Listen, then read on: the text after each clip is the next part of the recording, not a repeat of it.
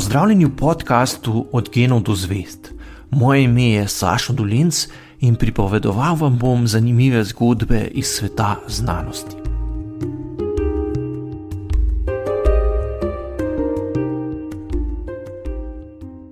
Lepo pozdravljeni pri naši analizi virov. Danes se lotevamo nečesa, kar se zdi čisto vsakdanje. Teka. Verjetno večina samo pomisli. Oblečem se, obujem superge, grem. Preprosto, kaj ne? Ampak kaj se v resnici dogaja tam notri pod kožo? No, prav to bomo danes raziskali. Podali se bomo v, lahko rečem, kar fascinanten svet fiziologije teka. Tiste skrite procese, ki nam sploh omogočajo, da tečemo. Osnova za pogovor pa odlomek Saša Dolenca, kaj se dogaja v telesu med tekom. Cilj za danes. Poskusiti razumeti to kompleksno sodelovanje srca, pljuč, mišic, kako telo pride do energije in kaj nam pač sporočajo vse tiste številke na naših urah, srčni utrip, VO2 max. Odprimo to temo.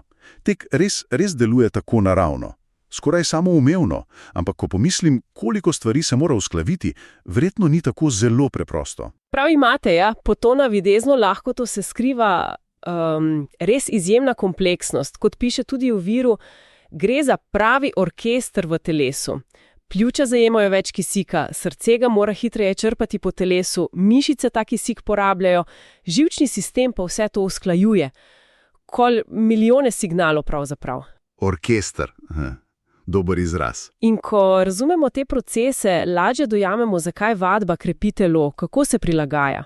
V viru sem zasledil, da so v mišicah neki mikroskopski motorčki in da jih poganja samo ena stvar, molekula ATP, adenozin-trifosfat. To je torej tista osnovna energija. Točno tako. ATP si najlažje predstavljamo kot univerzalno energijsko valuto. Kot majhno polno baterijo res.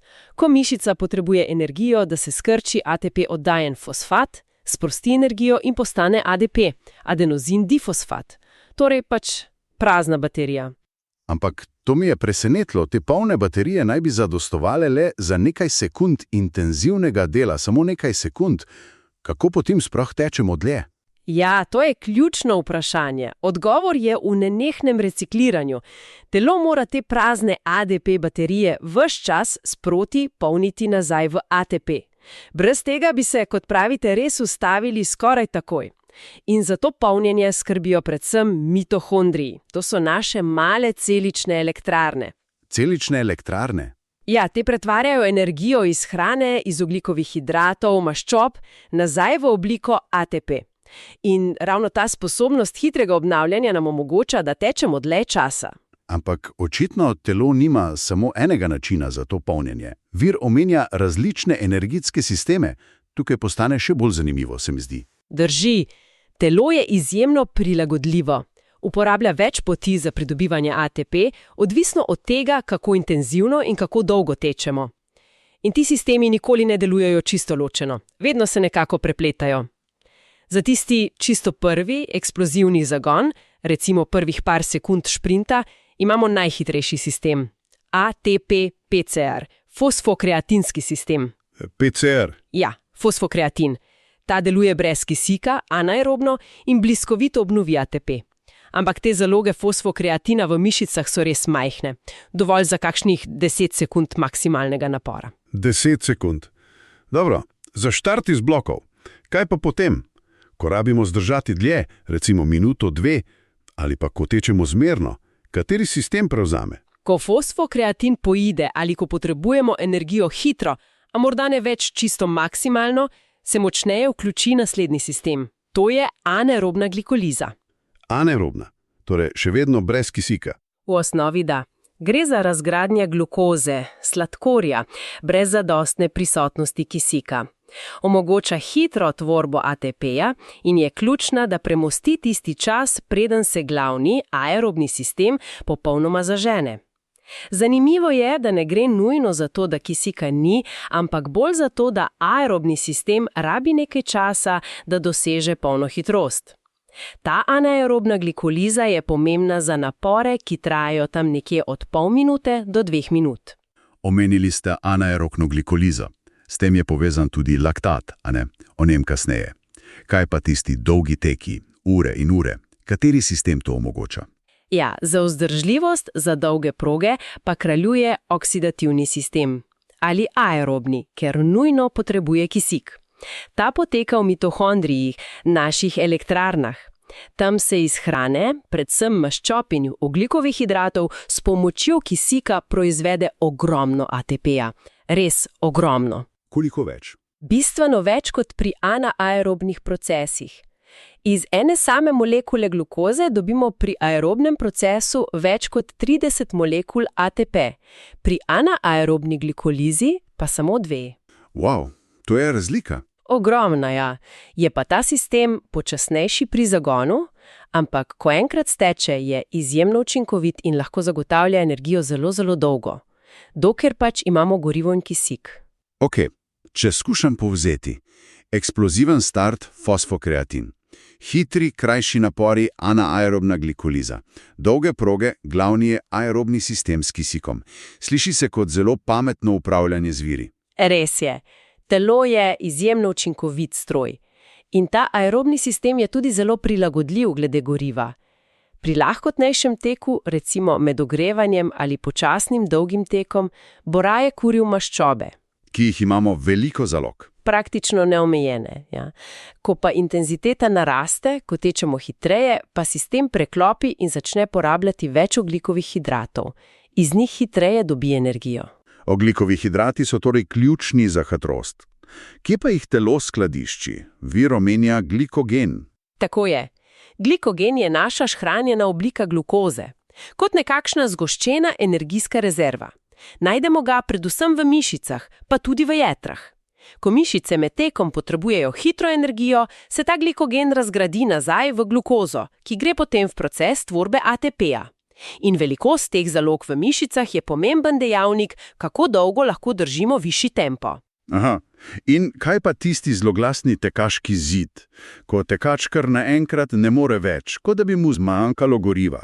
Je to preprosto znak, da je porabil vse glikogen?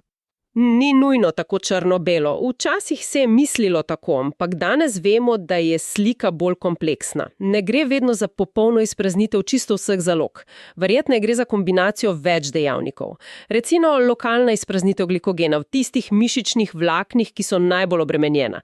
Pa padec jetrnega glikogena, ki vpliva na možgane in povzroči centralno utrujenost. Pa verjetno tudi neki zaščitni mehanizmi. Torej možgani rečejo stop, preden bi bilo prehudo.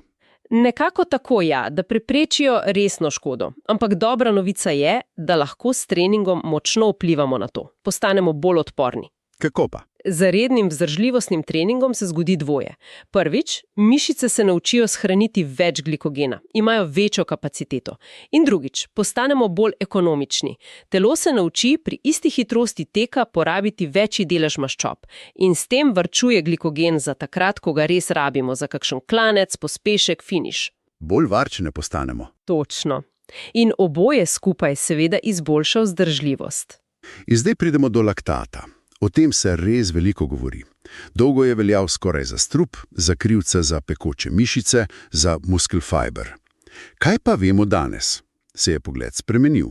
O ja, zgodba o laktatu je res odličen primer napredka znanosti. Danes vemo, da laktat še zdaleč ni nek škodljiv odpadek. Prav nasprotno, je zelo koristen vmesni produkt. Koristen? Kako? Nastane nad tisto anaerobno glikolizo, o kateri sva govorili prej. Ko je potreba po energiji zelo velika, mitohondriji ne utegnejo predelati vsega piruvata, to je produkt razgradne glukoze, in del tega piruvata se pač pretvori v laktat. In zdaj pride tisto fascinantno. Ta laktat lahko služi kot dodatno gorivo. Lahko ga porabijo druge mišične celice, ki morda niso tako obremenjene, lahko ga porabi celo srčna mišica. Srce kuri laktat? Ja, deluje kot nekakšen prenašalec energije med celicami. Poleg tega pa ima še eno pomembno vlogo. Pomaga pri transportu vodikovih ionov, tistih H+, ki dejansko povzročajo zakisenost, iz mišic v kri. V jetrih pa se lahko celo pretvori nazaj v glukozo. Torej, čisto nasprotje od odpadka, pravzaprav pomaga telesu. Tako nekako, ja? V redu, če laktat ni glavni krivec, Kaj potem povzroča tisti zopran, pekoč občutek v mišicah, ko tečemo na polno in imamo občutek, da bomo eksplodirali? Glavni krivec za to zakisanost in pekoč občutek ter hitro utrujenost so vodikovi ioni, H+. Ti nastajajo predvsem ob zelo hitri razgradnji hidrolizi ATP-ja. Pri visoki intenzivnosti jih nastaja toliko, da jih telo preprosto ne more več sproti nevtralizirati ali pač odplakniti. In ko se ti H+ ioni kopičajo, znižajo pH v mišičnih celicah. Postanejo bolj kisle. Točno! In ta kislost moti delovanje enzimov in samo krčenje mišic. Zato nas začnejo mišice peči in zgubljati moč. Laktat pa, kot rečeno, pravzaprav malo pomaga blažiti ta učinek, ker seboj odnese del teh H+ ionov. Zdaj razumem bolje. In s tem laktatom je povezan tudi izraz laktatni prak. To je verjetno neka pomembna meja, kaj ne? Ja, laktatni prak je zelo pomemben koncept v vzdržljivostnem treningu. Označuje tisto intenziteto teka, lahko je hitrost, lahko srčni utrip, pri kateri začne telo proizvajati laktat hitreje, kot ga lahko sproti porablja ali odstranjuje iz krvi. Pod tem pragom je tek načeloma lahkoten, dihanje je umirjeno, lahko se pogovarjamo. Ko pa presežemo ta prag, takrat postane težko. Takrat se začne laktat in z njim povezani H+ ioni kopičiti. Dihanje postane hitro naporno, pogovor postane nemogoč, mišice pa začnejo postopoma peči.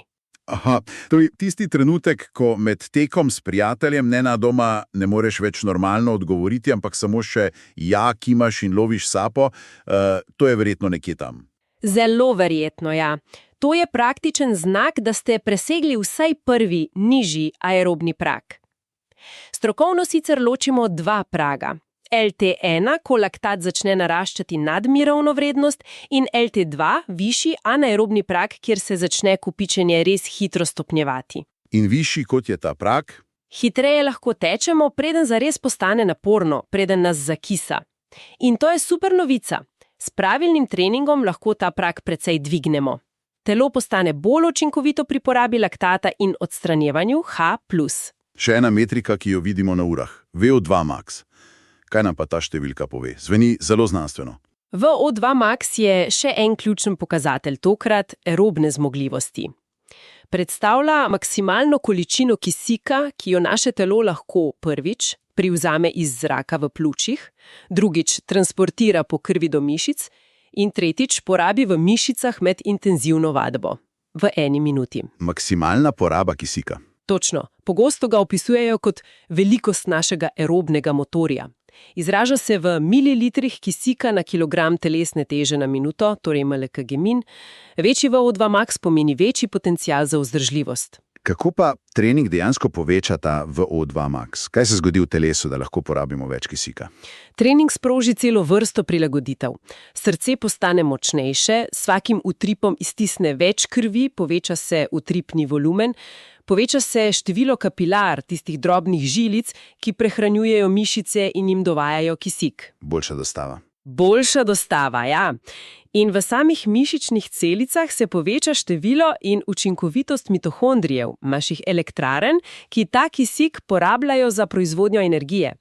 Vse to skupaj omogoči, da telo pri maksimalnem napolu lahko uporabi več kisika. Kakšne pa so običajne vrednosti? Se zelo razlikujejo. In kaj je s starostjo? Vil omenja tisto gospo, 76-letno maratonko. To je neverjetno. Vrednosti se res precej razlikujejo, ja. Recimo, netreniran zdrav moški srednjih let ima VO-max nekje med 40 in 45 ml per kilogram minuta. Ženska mogoče med 30 in 35. Z redno vadbo pa lahko te vrednosti dvignemo za 15-20%, včasih še več. Vrhunski vzdržljivostni športniki, recimo tekači na smučeh ali kolesarji, dosegajo izjemne vrednosti. Moški pogosto nad 80, ženske nad 70. 80? To je ogromno. Res je. In primer Ginny Rice, ki ima pri 76 letih VO2 max okoli 40, je pa res navdihujoč. To je vrednost primerljiva z dobro trenirano 25-letnico. Kaže, kaj lahko naredi vztrajen trening. Torej leta niso absolutna ovira. VO2 max sicer s starostjo naravno upada, nekje po 25. letu, ampak trening ta upad lahko močno upočasni. Ampak ali samo visok VO2 max pomeni, da bomo hitli? Če imata dva tekača enak motor, bosta tekla enako hitro? Ne nujno. To je pogosta zabloda. VO2 max je potencial, je velikost motorja, ampak pomembna je tudi, kako učinkovito ta motor deluje. To je ekonomičnost teka, koliko kisika porabimo pri določeni hitrosti. Aha, kot poraba goriva pri avtu. Točno. Nekdo z malo nižjim VO2 max, a boljšo ekonomičnostjo, je lahko hitrejši od nekoga z višjim VO2 max, ki pa teče manj učinkovito. Pomembna je tudi sposobnost, kako dolgo lahko zdržujemo visoko odstotek tega VO2 max. To je povezano z laktatnim pragom. Torej je več dejavnikov. Absolutno. Ocene VO2 max na urah so koristne, da spremljamo napredek, svoj trend, ampak niso tako natančne kot laboratorijske meritve, ker nanje vpliva veliko stvari, teren, veter, višina, celo naša dnevna utrujenost. Ko zdaj bolje razumemo vse te procese, energetske sisteme, laktat, VO2 max, kako lahko to znanje uporabimo? Kako naj tekač strukturira trening, da bo pametnejši? Ja, to je bistvo, a ne? Razumevanje teh konceptov nam omogoča, da treniramo bolj ciljno. Ključno je kombinirati različne intenzivnosti, ker vsaka cilja na malo drugačne prilagoditve. Grobo lahko rečemo, prvič, večina treninga, res večina, naj bo lahkotnega, v tisti coni, kjer se lahko še udobno pogovarjamo. S tem gradimo osnovno aerobno bazo, krepimo srce, ožilje, učimo telo kuriti maščobe. To je temelj. Počasni, dolgi teki, recimo. Recimo, ja. Pa tudi krajši regeneracijski teki. Drugič, pomembno je vključiti trening okoli laktatnega praga. To so lahko daljši intervali ali pa enakomeren tek pri višji, a še vzdržni intenzivnosti, tam, kjer je govor že otežen. S tem dvigujemo prag. Da lahko hitreje tečemo, preden postane pretežko. Točno. In tretjič, dodati moramo tudi visoko intenzivne intervale. To so kratki, zelo naporni teki, od nekaj sekund do nekaj minut, z vmesnimi odmori za počitek. Ti pa najbolj ciljajo na dvig VO2 max, na hitrost in moč. Torej kombinacija vsega. Ja, vsak tip treninga ima svojo vlogo in skupaj gradijo celovito pripravljenost. In pametne ure. Torej niso samo zaštetje korakov in gledanje srčnega utripa. Lahko so res orodje za razumevanje telesa. Vsekakor, seveda niso medicinski pripomočki in niso popolnoma natančne, ampak nam dajajo zelo dragocene informacije o tem, kako se naše telo odziva na trening. Če opazimo, da nam pri istem tempu teka srčni utrip počasi pada iz tedna v teden, ali da se ocena VO2 max počasi dviguje. To so objektivni znaki napredka. Kaj to pomeni? Pomeni, da srce postaja močnejše, da mišice učinkovite uporabljajo kisik, da se telo prilagaja. In to nam lahko pomaga prilagodjavi trening. In kaj to pomeni za čisto navadnega, vsakdanjega tekača? Pomeni, da lahko lažje prilagaja svoj trening svojim trenutnim sposobnostim. S tem lahko hitreje in varneje napreduje. Zmanjša tveganje za poškodbe ali pretreniranost, ker bolje razume signale telesa. Ko razumemo, kaj se dogaja pod pokrovom, lahko tek postane bolj ozaveščena, morda celo bolj prijetna in predvsem bolj trajna aktivnost. Torej, kaj smo danes potegnili iz te naše analize?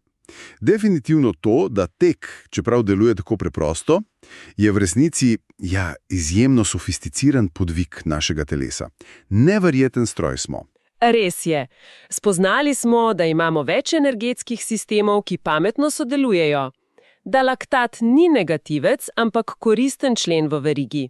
Da je laktatni prag ključna meja, ki jo lahko s treningom premikamo. In da nam VO2 max pove nekaj o velikosti našega motorja, čeprav ni edini dejavnik za uspeh. Točno. Tehnologija pa nam ponuja vpogled v te procese in omogoča pametnejši pristop. Zdi se mi, da ko razumeš, zakaj postaješ boljši, zakaj ti je lažje teči, to daje treningu neko novo dimenzijo. Ni samo trpljenje, ampak vidiš smisel. Absolutno. In morda za konec, za razmislek, kako to vedenje o vseh teh kompleksnih notranjih mehanizmih, o vsem tem dogajanju pod kožo med tekom, spremeni samo doživljanje te aktivnosti. Ali zavedanje, kako se telo prilagaja, kako postaja boljše, vpliva na našo motivacijo, da ga še naprej izzivamo, pa tudi, da bolje skrbimo zanj. Zanimivo vprašanje, kaj ne?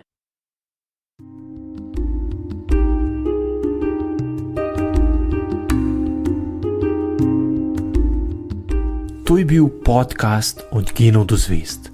Moje ime je Sašo Dolenc in z novo zgodbo se vam oglasim že kmalu.